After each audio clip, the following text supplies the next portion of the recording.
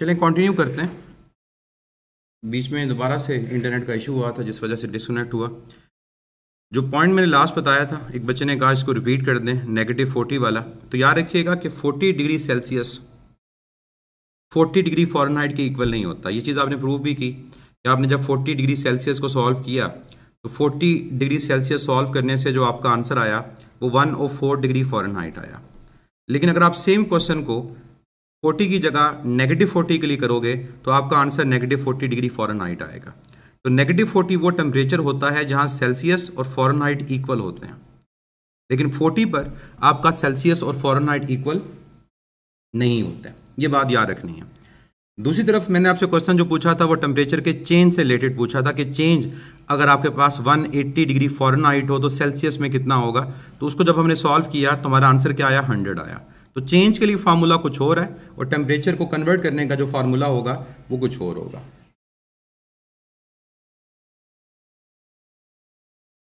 -72 degree Fahrenheit तो किसी का भी चेंज नहीं आएगा। आप कौन सा क्वेश्चन कर रहे हो? ये तो मैंने क्वेश्चन आप लोगों से पूछा ही कोई नहीं ऐसा जिसका 72 आंसर आए। नेक्स्ट हम बात करते हैं टेम्परेचर के स्केल्स के बारे में। देखिए ये तो फार्मूलाज वो हो गए जो आपको कन्वर्ट करने पड़ेंगे और आपको सॉल्व करके देखना पड़ेगा कि आपका रिजल्ट क्या आता है। कुछ टेम्परेचर ऐसे हैं जो डायरेक्ट आपको याद रखने हैं कि अगर उनसे रिलेटेड कोई क्वेश्चन आए तो आप उनको डायरेक्ट उसका आंसर दे सकें। तो बात करते हैं टेम्परेचर स्केल्स की, और जो मेनली हम स्केल्स की बात करेंगे वो यही 3 स्केल्स होंगे, सेल्सियस होगा, फ़ारेनहाइट होगा और केल्विन होगा। केल्विन स्केल को थर्मोडायनेमिक स्केल कहा जाता है, ये भी याद रखिएगा। अब स्केल कौन कौन सा है हमारे पास? फ़ारेनहाइट है, हमारे पास सेल्सियस है और केल्विन है। स्टार्ट करते हैं एक रेफरेंस लेकर, और वो रेफरेंस मैं ले लेता हूँ 0 डिग्री सेल्सियस। कि जब आपके पास टेम्परेचर 0 डिग्री सेल्सियस होगा तो फ़ारेनहाइट में क्या वैल्यू आएगी और केल्विन में क्या आएगी। देखिए केल्विन फाइंड करने के लिए 273.15 ऐड होता है, तो ये 273.15 केल्विन आ जाएगा। और फ़ारेनहाइट में इसकी वैल्यू जो होती है वो आपके पास 32 डिग्री फ़ारेनहाइट है। इस पॉइंट को बोला क्या जाता है? इस पॉइंट को बोला जाता है फ्रीजिंग पॉइंट ऑफ वाटर, और फ्रीजिंग पॉइंट ऑफ वाटर के अलावा इसको आइस पॉइंट ऑफ वाटर भी कहते हैं। तो फ्रीजिंग पॉइंट ऑफ वाटर और इसके अलावा इसको क्या बोलते हैं? इसको आइस पॉइंट ऑफ वाटर का नाम देते हैं। नेक्स्ट टेम्परेचर जो यहां मैं मेंशन करता हूं वो 100 डिग्री सेल्सियस। अब 100 डिग्री सेल्सियस आप लोग जानते हैं कि क्या चीज होती है। 100 डिग्री सेल्सियस आपके पास बॉइलिंग पॉइंट ऑफ वाटर है। केल्विन कितना होगा? ये 373.15 केल्विन होगा, और फ़ारेनहाइट में ये वैल्यू 212 डिग्री फ़ारेनहाइट होगी। और इस पॉइंट का नाम क्या है? इस पॉइंट का नाम एक तो बॉइलिंग पॉइंट ऑफ वाटर है, और बॉइलिंग पॉइंट ऑफ वाटर के अलावा इसको स्टीम पॉइंट ऑफ वाटर का नाम दिया जाता है। बॉइलिंग पॉइंट ऑफ वाटर, या फिर इसको क्या नाम देते हैं? स्टीम पॉइंट ऑफ वाटर का। नेक्स्ट, अगर टेम्परेचर हमारे पास 0 केल्विन हो तो इसे क्या कहेंगे? टेम्परेचर हमारे पास अगर 0 केल्विन हो, इसे आप एब्सोल्यूट 0 का नाम देते हो। तो 0 केल्विन आपका एब्सोल्यूट 0 है। इसमें सेल्सियस कितना होगा? ये -273.15 डिग्री सेल्सियस होगा, और फ़ारेनहाइट में ये वैल्यू क्या होगी? ये वैल्यू -460 डिग्री फ़ारेनहाइट होगी। तो ये आपसे एमसीक्यूज पूछे जाते हैं कि एब्सोल्यूट 0 की वैल्यू फ़ारेनहाइट स्केल में क्या है, तो आपको पता होना चाहिए कि फ़ारेनहाइट स्केल में ये वैल्यू क्या होती है। इसका नाम मैंने आपको क्या बताया? इसका नाम है एब्सोल्यूट 0। नेक्स्ट पॉइंट, आपका फ़ारेनहाइट जब 0 होता है, इसका कोई ऐसा नाम नहीं है, लेकिन हमें कन्वर्जन पता होनी चाहिए कि जब फ़ारेनहाइट हमारे पास 0 होगा तो सेल्सियस में ये -18 डिग्री सेल्सियस होगा, और जब इसमें 273.15 ऐड करेंगे तो ये 255.15 केल्विन आता है। क्लियर है यहां तक? फिर एक पॉइंट जो भी हमने लास्ट पढ़ा -40 वाला, कि -40 पे फ़ारेनहाइट और -40 पे आपके पास सेल्सियस की वैल्यू क्या होती है? वो सेम होती है, और इसमें 273.15 ऐड करोगे तो 233.15 केल्विन आएगा। ऊपर की तरफ चलते हैं। 0 डिग्री सेल्सियस से ऊपर जो टेम्परेचर आपको याद रखना है वो है 25 डिग्री सेल्सियस। 25 डिग्री सेल्सियस हम लेते हैं नॉर्मल जो रूम टेम्परेचर होता है। इस पे अगर आप केल्विन को देखोगे तो केल्विन 298.15 केल्विन आएगा, और सेल्सियस कितना होता है? वो 77 डिग्री फ़ारेनहाइट होता है। और ये क्या है, ये आपका नॉर्मल जो रूम टेम्परेचर कंसिडर किया जाता है।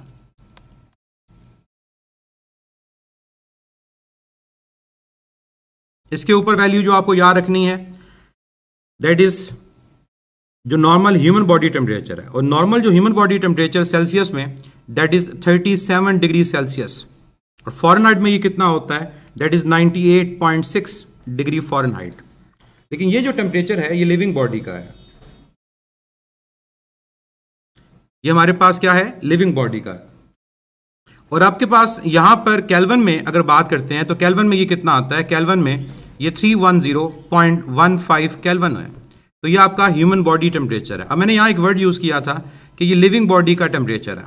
देखिए हमारी बॉडी में मेटाबॉलिज्म सिस्टम है जो बॉडी के अंदर टेम्परेचर्स को डिफरेंट आपके पास प्रोसेस के through, law of conservation of energy के थ्रू मेंटेन करता है।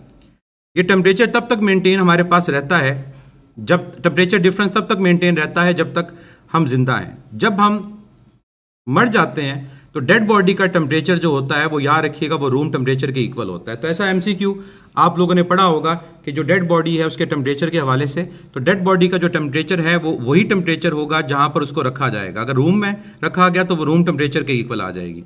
अगर उसको किसी सर्द खाने में रखा गया तो वहां पर उसका जो टेम्परेचर होगा उस पॉइंट के ऊपर वो उसके इक्वल आ जाएगा। तो डेड बॉडी का टेम्परेचर रूम टेम्परेचर के इक्वल आ जाता है, लेकिन नॉर्मल ह्यूमन बॉडी टेम्परेचर वो 98.6 डिग्री फ़ारेनहाइट होगा। इसके अलावा जो वैल्यू आपको याद रखनी है और इंपॉर्टेंट है कि वो कौन सा पॉइंट है जहां फ़ारेनहाइट और केल्विन इक्वल होते हैं। तो जिस पॉइंट पे फ़ारेनहाइट और केल्विन इक्वल होते हैं दैट इज 574.6, ये वो पॉइंट है जहां पर फ़ारेनहाइट और केल्विन इन दोनों की वैल्यू क्या होगी, वो सेम होगी। अगर मैं आपसे कहूं कि 574.6 के ऊपर आपके पास सेल्सियस की वैल्यू क्या होगी, तो क्या आप आंसर दोगे? 574.6 के ऊपर आपके पास सेल्सियस की वैल्यू क्या होगी?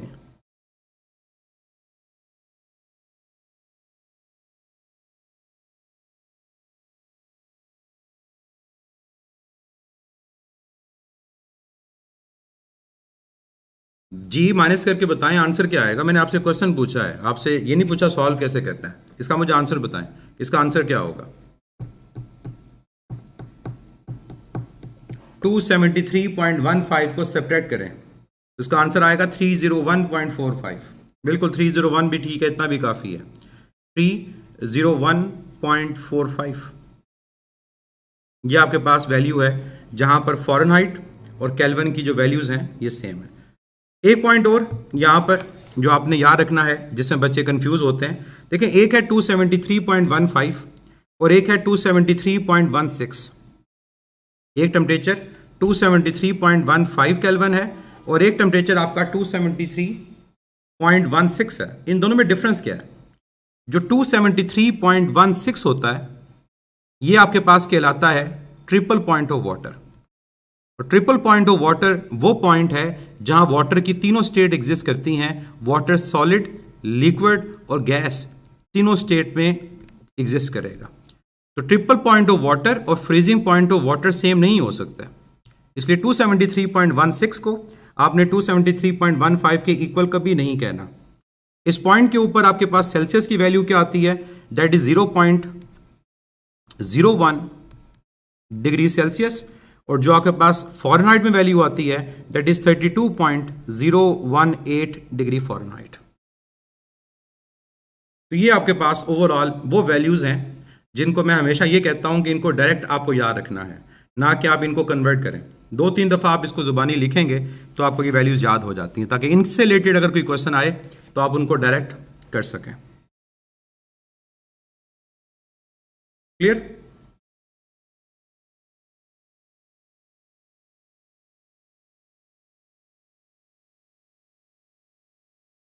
मैं ऊपर बता चुका हूं कि पॉजिटिव 40 पे इक्वल नहीं होता, नेगेटिव 40 पे इक्वल होता है।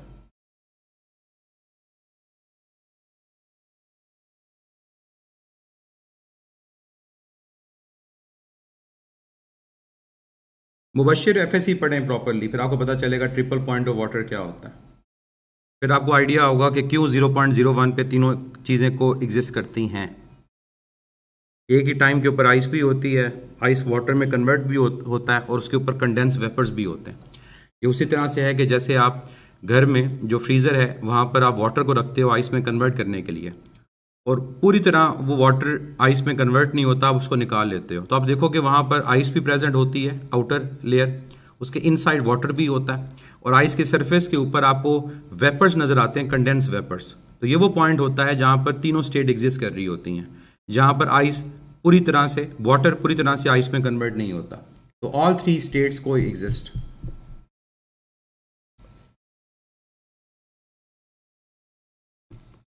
नेक्स्ट, अब हम बात करने लगे हैं इंटरनल एनर्जी की।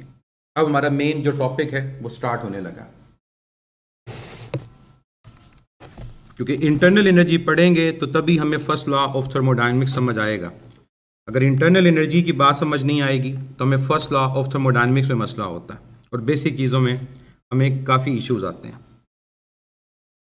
तो व्हाट इज इंटरनल एनर्जी?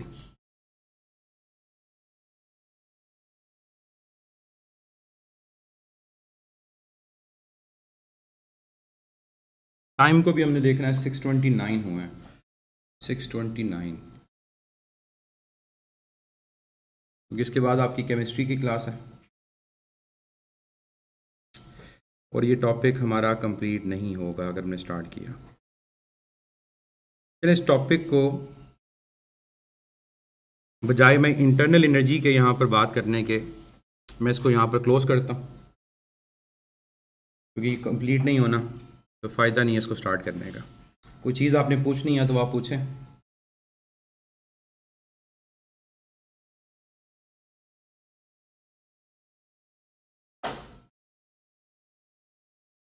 कल हम जो क्लास होगी वो 2 आवर्स की करेंगे, और हम उसमें इसके 2 ही टॉपिक्स हैं, कोशिश करेंगे उन दोनों टॉपिक्स को हम कल वाली क्लास में कंप्लीट करें ताकि हमारा यूनिट कवर हो जाए। इतना लेंथी यूनिट नहीं है।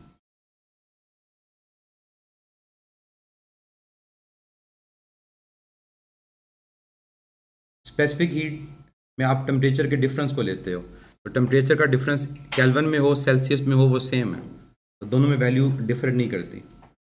एब्सोल्यूट ग्रेविटेशनल पोटेंशियल वी को बोलते हैं, और वो एनर्जी ओवर मैस है, तो जूल पर केजी उसका यूनिट होगा।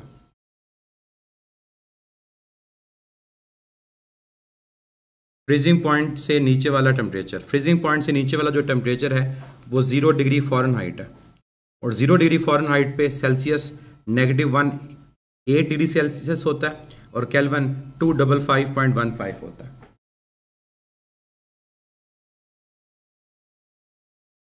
एंट्रोपी मेजर ऑफ डिसऑर्डरनेस, इस सिस्टम के अंदर कितना डिसऑर्डरनेस है, ये एंट्रोपी होती है, और एंट्रोपी की रीजन हीट है। एब्सोल्यूट टेम्परेचर,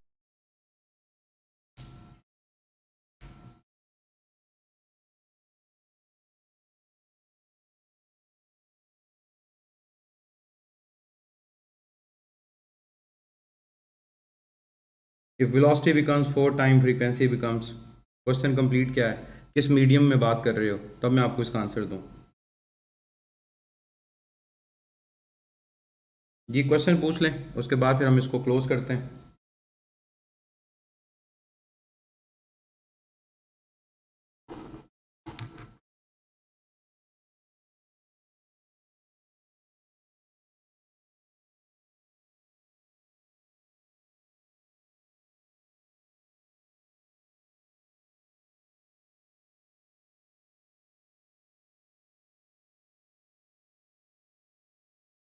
जब भी स्टेट चेंज होती है तो पोटेंशियल एनर्जी चेंज होती है। अगर आप जो हीट प्रोवाइड करोगे वो स्टेट को चेंज कर रही होगी, मतलब पोटेंशियल एनर्जी को चेंज कर रही होगी, टेम्परेचर को चेंज नहीं करती, काइनेटिक एनर्जी कांस्टेंट रहती है।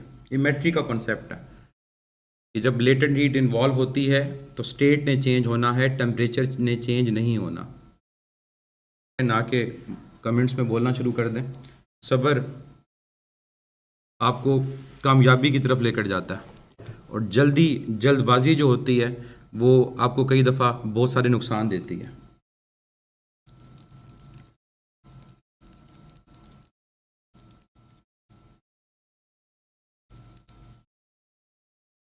तो जैसे लैग होना शुरू होता है वो मुझे भी पता चलता है कि लैग हो रहा है, उसको आप लोगों को बताने की ज़रूरत नहीं होती, हम भी मोनीटर कर रहे होते हैं कि क्या स्ट्रीम प्रॉपर जा रही है या नहीं जा रही। अच्छा, एक चीज़ आप लोगों को बता दूं, आप लोग अपना जो LMS ओपन करेंगे तो LMS में आपको कुछ चेंज नज़र आएगा।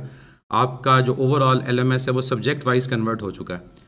उसकी रीज़न ये कि आप लोग को जो LMS है, एक तो उसका यूजेज बेहतर हो जाएगा, वो जल्दी ओपन होंगे सब्जेक्ट्स, और सारे के सारे सब्जेक्ट्स प्रॉपरली अलाइन होंगे। जैसे आप कोई भी सब्जेक्ट ओपन करोगे तो सबसे ऊपर लाइव लेक्चर्स हैं, फिर उसके सारे टेस्ट हैं, और फिर उसके नीचे चैप्टर वाइज आपके पास लेक्चर्स और साथ उनके MCQs होंगे। तो जो पुराने वाला आपके पास था, जो आपका ओपन होता था एक में ही, वो आपके पास अब खाली हो जाएगा, उसमें ऐसा कोई भी चीज़ ओपन नहीं होगी। मेनली अब आपने सब्जेक्ट वाइज को ही यूज़ कर रहे होना है। तो आई होप इससे आपको लगेगा कि ओवरऑल जो स्पीड है वो काफ़ी बेहतर हो गई है। तो मे बी आप लोगों ने एक्सपीरियंस भी किया होगा, तो वो आपको आइडिया हो जाएगा कि पहले वाले में और अब वाले में डिफरेंस है। तो अगर किसी ने यूज़ किया है तो वो कंपेयर करके बता सकता है कि पहले में और बाद में जो स्पीड है वो सब्जेक्ट वाइज होने से चेंज हुई है।